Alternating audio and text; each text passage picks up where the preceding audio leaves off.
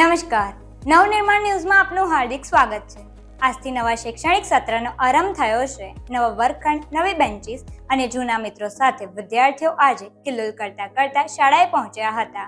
Vacation બાદ આજે વિદ્યાર્થીઓ પુનઃ ગુલદસ્તામાં સુવ્યવસ્થિત રીતે ગોઠવાઈ ગયા હતા। આજે વિવિધ શાળાઓમાં નવા શૈક્ષણિક સત્રનો ઉત્સાહભેર પ્રારંભ કરવામાં આવ્યો।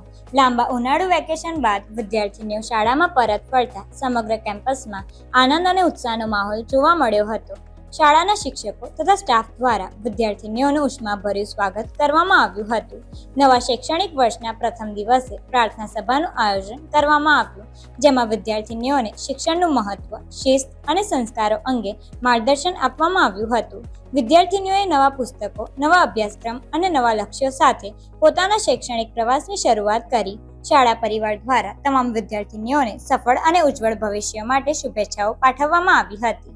આજે કસ્તુરબા કન્યા વિદ્યાલય ખાતે નવા શૈક્ષણિક સત્રની શરૂઆત થઈ છે।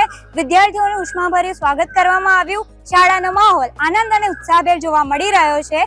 વિદ્યાર્થીઓમાં નવી આશાઓ સાથે અને નવા સપનાઓ સાથે અભ્યાસની શરૂઆત થતી જોવા મળી રહી છે।